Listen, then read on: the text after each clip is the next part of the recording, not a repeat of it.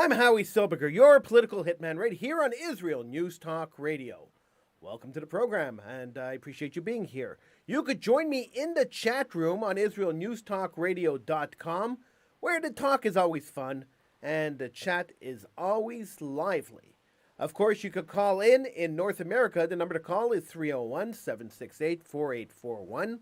In Israel, the number is 026500 151. Love for you to be part of the show, so feel free to call in, be part of the show, and be part of the political hitman experience right here on Israel News Talk Radio. So it's a big week.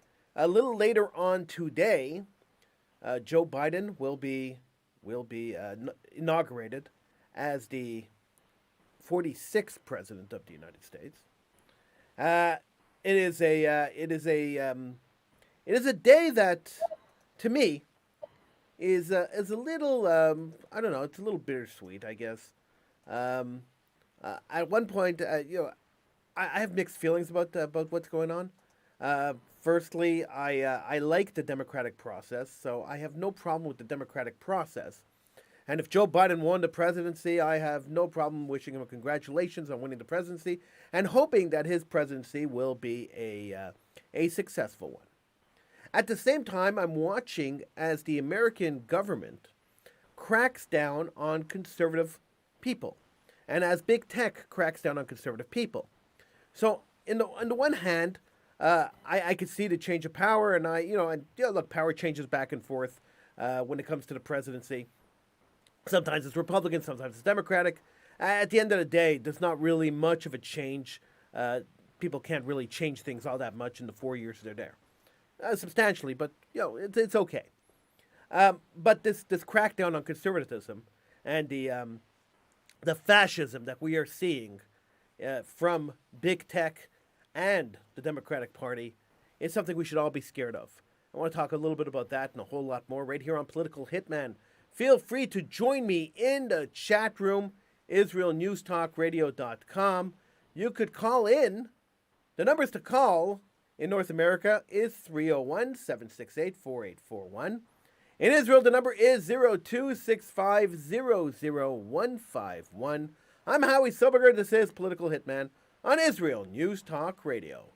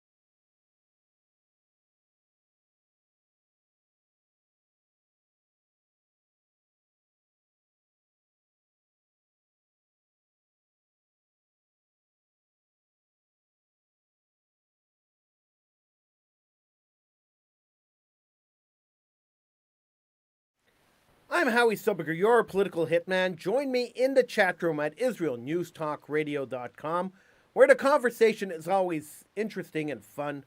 Join me in the chat room. And, of course, you could call in. The show is live, so feel free to call in. The numbers can be found on the top of the page on IsraelNewsTalkRadio.com. Now, every year in September, I start my grades 7, 8, and 9 history classes the same way. I explain that history is written by the winners, and the losers really have no say in how they are depicted in the narrative. I explain that history is not truth. The story is written by the partisan people who are trying to appease the current rulers. I point out that too often in history, the other side's stories get lost, and as a result, our perception of the world is altered by the lack of perspective. They usually look at me like I'm crazy. And then I ask them to explain to me the point of view of, let's say, Chief Pontiac, or of Jefferson Davis, of countless other people whose stories are interesting, their efforts and determination outstanding, but their cause lost and their effect relegated to being depicted however the victors choose. Take the American Civil War, for example. We are so often told that the Confederates were racists who wanted to ensure centuries more of slavery because of their extreme hatred of the black population. This is a modern-day rewriting of history. Abraham Lincoln, the President of the United States during the Civil War, himself declared that the war was about taxation, not about slavery. In 1861, Congress passed the Morrill Tariff Act, which imposed a 40% federal tax on imports to southern states. The southern states balked at paying the northern states 40% tax, claimed that the expense would put their plantations into bankruptcy.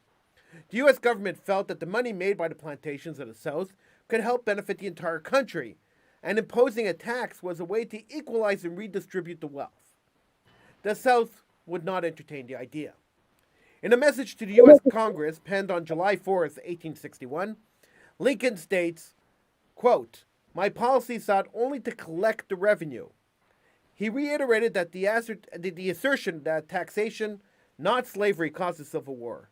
In his inaugural address on March 4th, 1861, he said, and this is another quote, "I have no purpose, directly or indirectly, to interfere with the institution of slavery in the states where it exists. I believe I have no lawful right to do so, and I have no inclination to do so." In his Emancipation Proclamation, where Lincoln freed all the slaves in the U.S., Lincoln did not even allude to the Civil War as a catalyst for emancipation, and he didn't free all the slaves. Lincoln's two proclamations exempted 1 million slaves under his control from being freed. Lincoln offered the southern states 3 months to return to the Union and pay 40% tax, and told them that they could keep their slaves. The southern states refused, and then Lincoln issued a war order as, quote, "fit and necessary war measure for suppressing said tax rebellion." He actually wrote that, and he said that. Now, you got to remember that whites, blacks, Hispanics, Jews, Protestants, Catholics, Indians, they proudly served in the Confederate Army and received pensions from the southern states. But today, because of a rewriting of history, the Confederate flag and all things Confederate are considered racist pro-slavery symbols. The perception that the Confederacy was a racist band of slave owners fighting to keep their slaves was an intentional propaganda campaign organized by the Union to crush the remaining rebellious thoughts in the southern states during the Reconstruction period. So much akin to the campaign by the British, who depicted Napoleon as a short, fat, hand-in-a-tunic, incompetent slob, when in fact he was a tall, skinny, capable general. We are seeing the same thing happen today. So don't be fooled by this. We are seeing the exact same thing happen today. The past 4 years, we've seen the propaganda campaign against the President of the United States, Donald J. Trump. At least he's president for the next few hours. Now, he's been depicted by the media as a boorish slob with limited mental capacity. The fact is, he is a billionaire business owner. He's never gotten, but that's never gotten in the way of a good smear propaganda campaign, has it? The facts never get in the way. The campaign continued relentlessly, hindering the president from doing his job, investigation after investigation, each one searching for some shred of evidence that could destroy the presidency. 3 failed impeachment charges, then a series of successful impeachment charges based on a vague, innocuous conversation between 2 world leaders, a special prosecutor, which, by the way, is a political ploy. They're appointed by the opposing team to derail presidents. You saw it with Clinton, and now you saw it with Trump to derail presidencies. They're used by both Republicans and Democrats for the same thing, to harass the president. Investigating claims made in a proven campaign disinformation booklet that was prepared by the opposing team. So, we talked about the Steele dossier. It was a propaganda booklet that was prepared that they used as the basis for impeaching the president. And then there was a cherry on the cake about 2 weeks ago. There was a coup d'etat, an attempted insurgence, as they say, an attempted insurrection, an attempted overthrowing of the government. That wasn't really a coup d'etat, an insurrection, an overthrowing of the government. A second impeachment, and over 24 hours the president was impeached. No trial, no discussion, no witnesses, just impeach the man. A week before he was leaving office anyway. So they impeached him. Congress impeached him. And then the moral chest thumping of the opposing side, who now felt that they had the authority to condemn the president and label all his supporters racist Nazis. And I'm not making this up. On CNN, Don Lemon on CNN, and he's an international guy. He's a presenter on CNN, and he presents right across the world.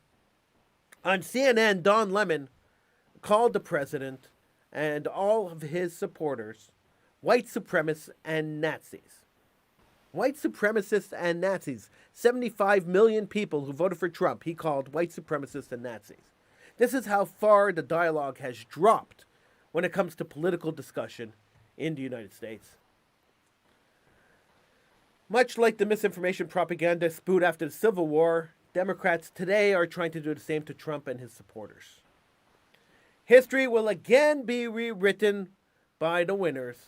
Those on the losing side, no matter how successful or well-intentioned, will all be tarred with the same brush. It's quite sad, if you ask me, how history hasn't taught anything to the population. And that the next generation will take this lesson in history, that we could take a story and we could rewrite the story, and we could do whatever we want and say whatever we want. And everyone will believe us because we're writing the history books. The history books aren't writing us. And be able to do this to the legacy of a man and 75 million people, to just label them Nazis. It is actually revolting that this has happened. And it's revolting that social media, Facebook, Twitter, I've closed my Twitter account over this, that Facebook and Twitter could just lock out people that they don't agree with politically. The concept of freedom of speech has long disappeared, but now suppression of speech has begun. And it's not only in the States. I mean, it starts in the States. It's going to spread everywhere else. Power corrupts, and ultimate power corrupts ultimately, right? That's the saying. And so when you have this power that you could shut down people's speech, that you could stop people from expressing themselves, and you have this power and you use this power to actually do that. It's normally done in fascist governments. It's normally done in fascist states and in third world states and banana republics. So if you actually use your power to do this, to suppress other people from expressing their opinion, then you are essentially becoming a fascist. And that's what we're seeing. We're seeing the fascism of social media.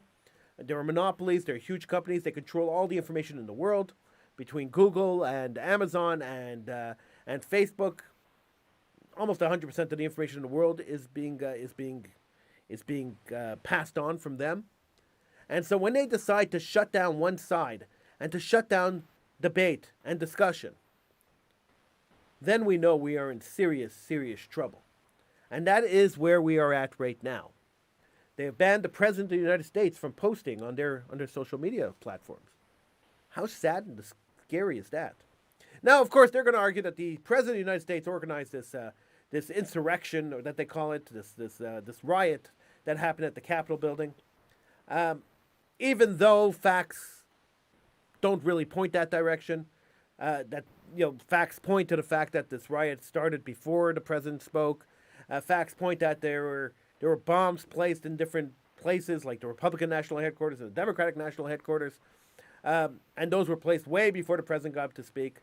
And so the president's speech did not spontaneously erupt a group of people to go and attack the Capitol, as they told us originally that was it. When that story didn't make sense, by the way, they changed the story.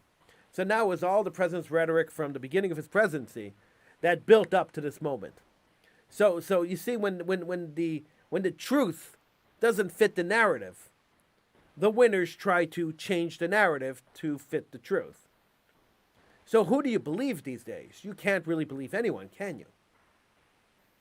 It's kind of a scary situation when you think about it, that the politicians, and this could happen in any country. It's happening in the United States right now, but it could happen anywhere. That the politicians that are talking to you are telling you lies. They're manipulating you. They're controlling you through media, and you're buying into it. I'm Howie Silberger. This is Political Hitman. Feel free to call me in North America, 301-768-4841. In Israel, 02-650-0151. We'll be right back right after this.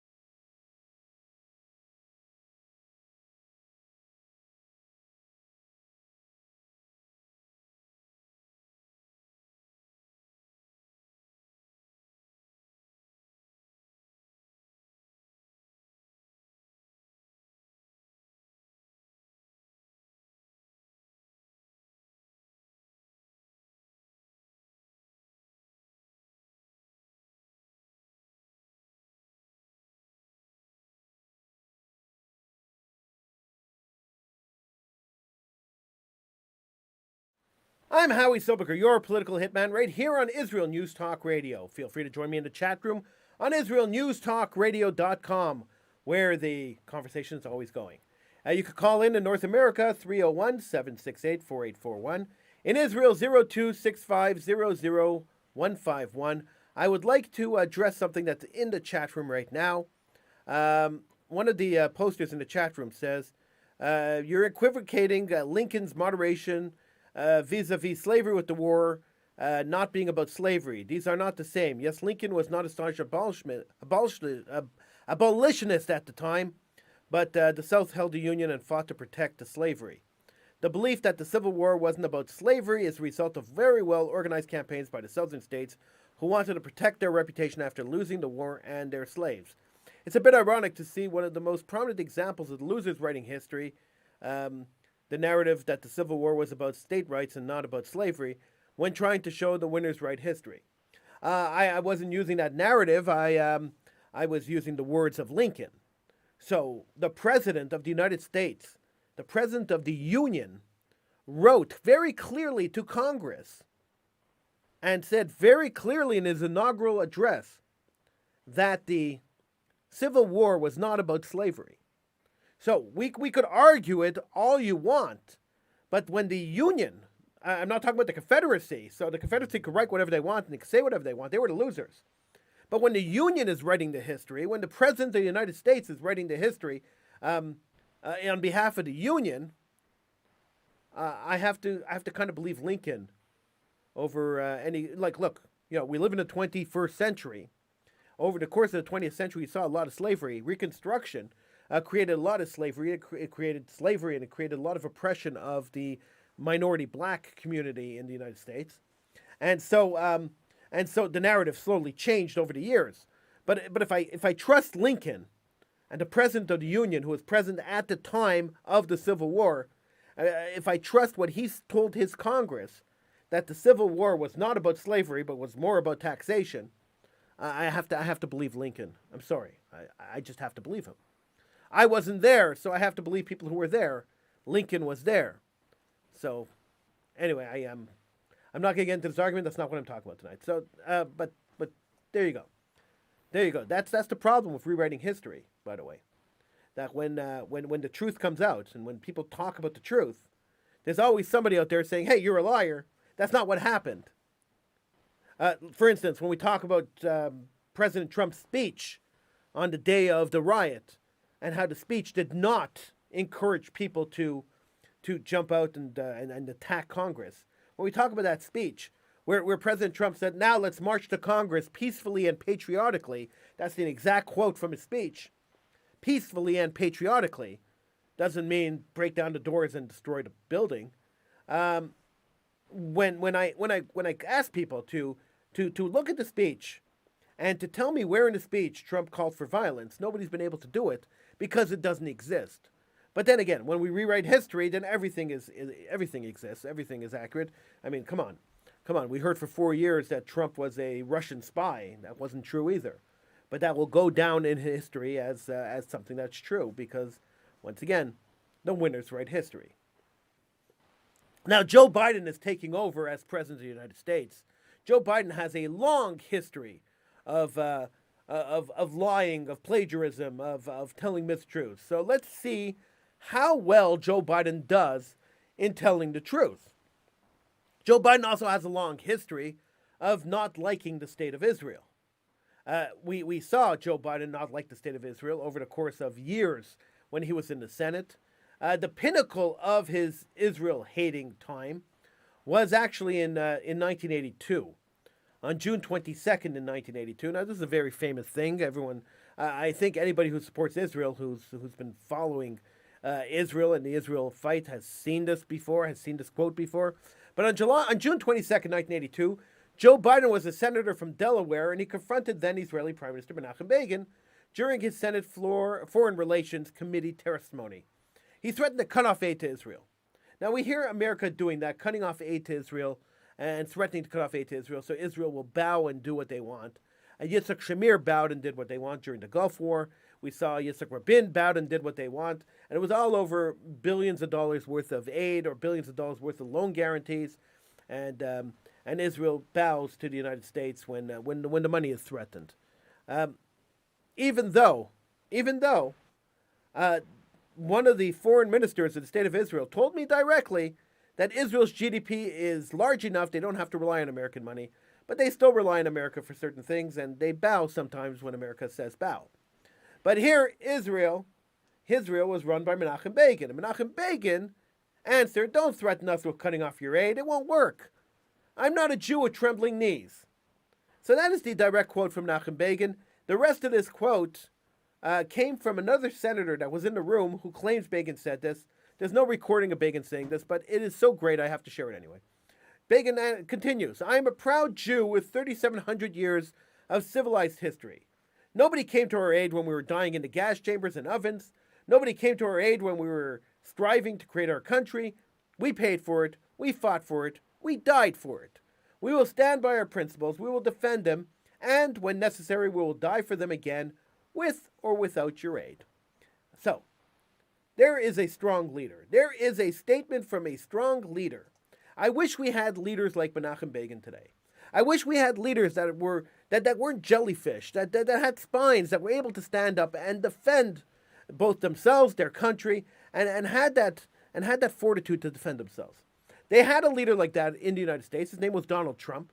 He was not afraid of anybody. He stood up and he defended the country. He said, "America first." And he was lambasted for it. And he was raked over the coals for it. And his presidency was essentially ruined because he believed in what he was doing. He believed and he stood up for what he cared for and what he believed in. And he did not fit in with the mealy-mouthed, jellyfish politicians that run the United States government. And so they out-politicianed him. That's what happened there. It's not that they were smarter than him. It's not that they were. It's not that they were. It's not that he was a bad guy. That he was doing bad things. In fact, the stuff he did in America was great. But what happened was they out-politicianed him. Donald Trump is not a politician, and they were outmaneuvered him. They knew the rules better than he did. Some of these politicians have been in Congress for 50 years. They know how to play the game much better than Trump knew how to play the game. And so at the end of the day, Trump got outmaneuvered by them, and his presidency essentially got destroyed by them. He lost the second presidency because they played the game better than he did. And that's the way politics works. I mean, you look at Israel, Benny Gantz is actually feeling the same thing with Bibi Netanyahu. He played the game, and he lost the game. Bibi played it much better than he did. So when politicians play the games better, other politicians lose, and that's the way it works. And so when the politician loses, and he wasn't so popular to start with, then the rewriting of history starts. And then everybody seems to forget all the good stuff the president did, all the good stuff that happened over 4 years, and only seems to remember the one or two incidents of bad things. So another case. Let me just continue with this because rewriting history is always fascinating to me. I love history. I teach history. I love reading history. I love learning history. And so when I take a look at history and I take a look at this claim that Trump praised Nazis during a Nazi rally in Charlottesville, this is the big one that left-wing people love to throw out. That Trump is a Nazi because he praised Nazis. He said there are good people on both sides. So I heard this for a couple of months. I remember watching the speech, and I remember thinking, well, he didn't actually say that. That's not exactly what he said. And then I looked up the speech, and I realized that there was creative editing done. They cut out the end of the sentence. So he actually said there were good people on both sides. And I'm not talking about the Nazis. I'm actually just talking about the people who got up to protest the removal of the statue. There were good people on the yes side and good people on the no side. I'm definitely not talking about the Nazis. And he made it clear that he wasn't talking about the Nazis. But they cut out that back part of it because that's what media does. Media manipulates audio and video in order to convince you on their narrative. They create the world narrative. Media is very dangerous when it comes to stuff like this. They've been doing this for years. Years ago, I taught a course on media manipulation. I showed videos of how they take different footage and they break up different footage to make it look like a certain story happened when something totally different happened. How they take footage from 5 years ago or pictures from 5 years ago and publish pictures from 5 years ago with different captions to try to sell the idea that that dead baby or that burned up person is something that happened yesterday and not something that happened 6 years ago in a country far, far away. This is stuff the media does all the time. Now, I've worked in media for majority of my life, majority of my adult life, I worked in media. And I saw firsthand the propaganda, how propaganda is perpetrated in the media. I love to tell the story about the first job I was sent out. I was 17 years old or 16 years old. I was sent on my first reporting job. And I had always learned, and everyone always told me that, if you're a journalist, you have to be balanced. And I went out and I got both sides. It was a rally. There was an Arab side and a Jewish side, an Israeli side, and they were arguing with each other. And I took quotes from both sides, and I spent hours writing up the story, only for the editor to tell me, no, we only want the Israeli side. Get rid of the other side. The publisher doesn't even want to read it. So media chooses what side of the story they're telling you. That's why you can't trust anything you read. You can't trust anything you hear. Join me in the chat room, IsraelNewsTalkRadio.com. You could call me, 301-768-4841. In Israel, you could call 02-650-0151. Love to talk to you. I'm Howie Silberger. This is Political Hitman on Israel News Talk Radio.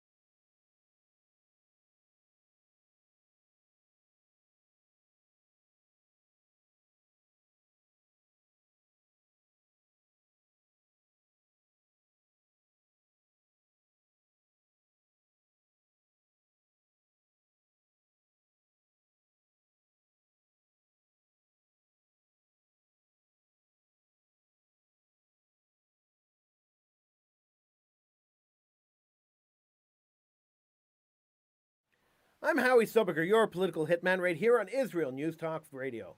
Feel free to call in 301 768 4841 in North America.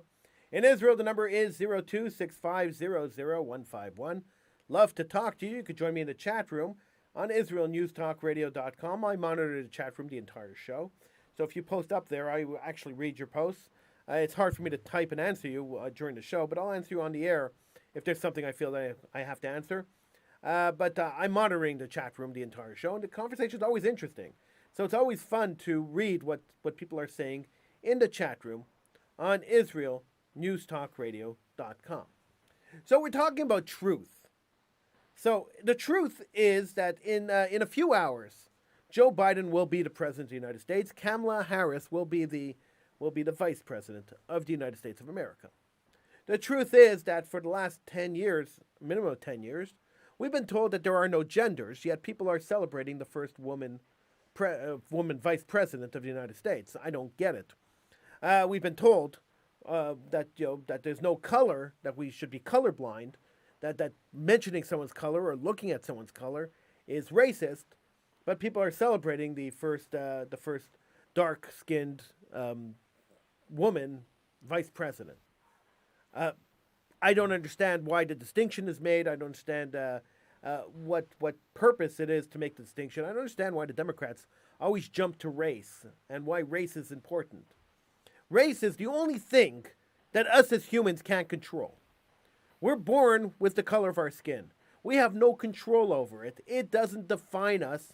In fact, pointing it out or even noticing it or caring about what color anybody's skin is pointless. I don't care what color you are. You could be green, you could be yellow, you could be blue, you could be purple. Doesn't matter to me. What matters to me is, are you a nice person? Are you a good person? Are you a moral person? This is what matters to me, not your skin color. I couldn't care less what color your skin is. And that is the honest truth. And that should be the honest truth for everybody. We should not be focusing on race. Race is irrelevant. We should be focusing on people, on making people better people. This is what our focus in the world should be. Now, some will argue, well, race is an issue because, certain races are a little more oppressed than other races and blah, blah, blah. And I get that. That is because when you feel like a victim, you are a victim. That's one of the aspects of it. But aside from that aspect of if you feel you're a victim, you are a victim, another aspect is that we focus too much on race. So if we focus this much on race, then race is actually an issue. If we stop the focus on race, we stop the focus on gender, and we just look at people, and we focus on people and educating people, and loving our neighbors like we are commanded to in the Bible, and we look at morality and we decide to be moral people, then race and gender don't really matter. What matters is moral character, and that's what should matter. And when you're hiring somebody, it shouldn't matter what color they are. It shouldn't matter what race they are, what gender they are. It should matter how qualified they are. So having quotas to bring in different kinds of people into a company, into a private company, in my opinion, is ridiculous. We should not be doing that. We should be encouraging companies to hire the best people for the positions, the most qualified people for the positions, regardless of who they are.